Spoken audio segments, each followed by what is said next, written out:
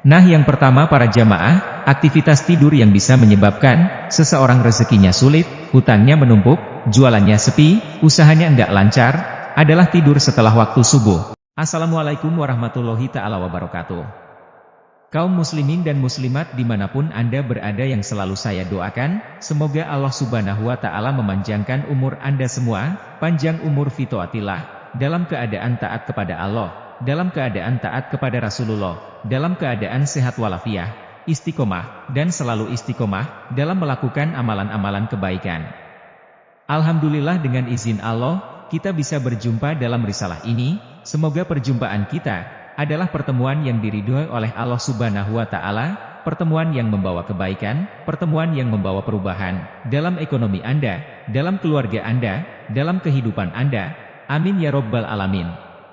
Perlu saya sampaikan pada saudaraku, yang mana masalah ini sangat penting, jadi silahkan Anda simak masalah ini, sampai selesai, karena masalah ini, akan berhubungan erat dengan yang namanya rizki. Jadi dalam masalah ini, saya akan membahas 3 waktu, yang mana apabila seorang muslim, apabila seorang mukmin, melakukan tidur dalam 3 waktu ini, maka rezekinya akan sulit.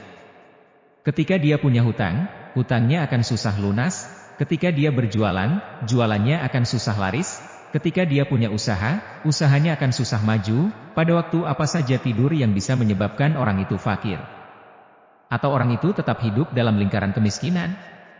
Sebelum saya lanjutkan, silahkan bagi para jamaah yang menonton video ini, yang belum like, silahkan ringankan tangannya untuk like dan komen, agar ketika saya berbagi tentang amalan, Anda bisa langsung mendapatkan notifikasinya, dan silahkan jika Anda seorang muslim, dan menyukai kebaikan, silahkan klik tombol jempolnya, dan tulis doa-doa terbaik Anda di kolom komentar dengan harapan, semoga dengan Anda menulis hajat Anda di komentar, banyak para jamaah lain yang melihat doa Anda, dan mengamini doa Anda, sehingga doa Anda cepat diistajib, cepat diijabah oleh Allah subhanahu wa ta'ala, amin ya robbal alamin.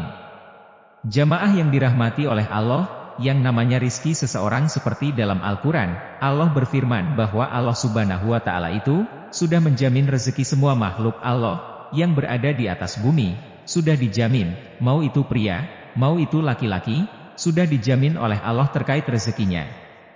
Lantas, ketika ada seseorang yang dalam hidupnya mengalami kesulitan rizki, kesempitan ekonomi, maka ini perlu digarisbawahi, pasti ada faktor penyebab. Nah, faktor penyebab itu ada 2, ada faktor internal, ada faktor eksternal. Faktor internal itu adalah penyebab yang kita lakukan oleh diri kita sendiri, sehingga rizki kita sulit.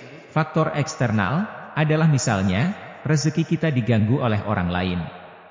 Nah, kalau dalam pembahasan ini, kita akan fokus membahas penyebab rizki seseorang itu sulit secara internal, yaitu bagaimana kita mengetahui hal yang menjadi penyebab rezeki kita sulit, yaitu kita melakukan aktivitas tidur dalam 3 waktu ini.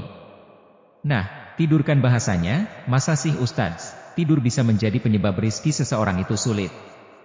Mungkin Anda bertanya seperti itu, ini yang berkata bukan saya, tapi saya mengambil ilmu, mengambil makalah ini, dari para ulama, dari Rasulullah Shallallahu Alaihi Wasallam, yang nanti akan saya terangkan. Kenapa tidur dalam waktu 3 ini, akan menjadi penyebab rezekinya sulit? Bahkan misalnya nih, Anda tinggal dalam satu rumah, Anda tidak melakukan hal ini, tapi anak Anda atau suami Anda melakukan tidur dalam 3 waktu ini, itu sama saja, mempunyai sifat, mempunyai efek kepada penghuni rumah lainnya. Nah, yang pertama para jamaah, aktivitas tidur yang bisa menyebabkan seseorang rezekinya sulit, hutangnya menumpuk, jualannya sepi, usahanya enggak lancar, adalah tidur setelah waktu subuh. Nah, ini catat, tidur setelah waktu subuh. Para jamaah yang dirahmati oleh Allah, ini ia penyebab rizki yang menghalangi. Ia menghalangi rezeki. Nah, seperti ditulis oleh seorang ulama besar, yang bernama Ibnu Qayyim, beliau berkata dalam satu kitab. Nah, dalam satu kitabnya, tidur setelah sholat subuh itu, dapat mencegah atau menghalangi rizki. Kenapa tidur waktu subuh dapat mencegah, atau menghalangi rezeki?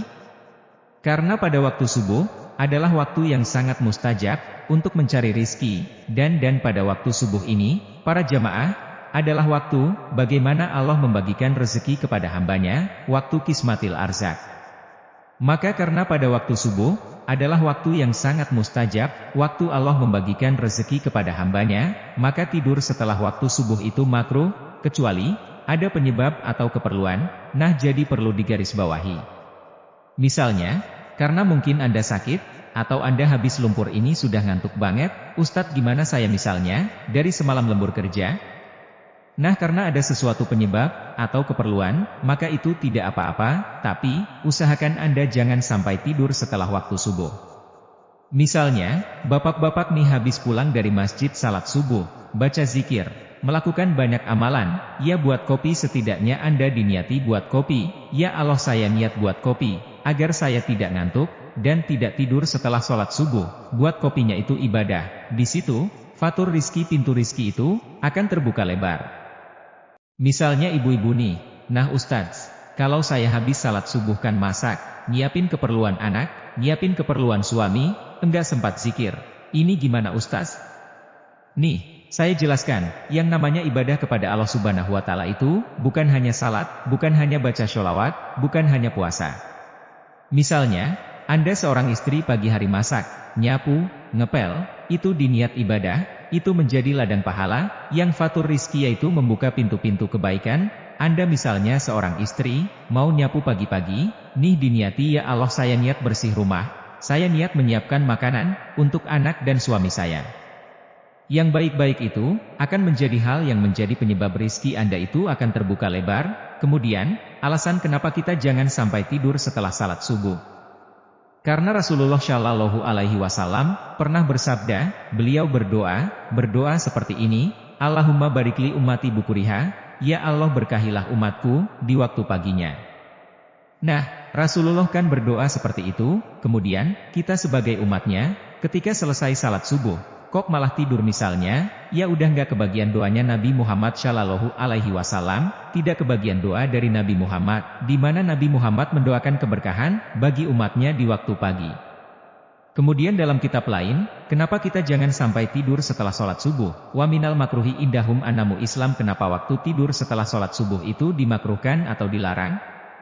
Jadi pokoknya jangan sampai tidur setelah sholat subuh, sampai terbitnya matahari.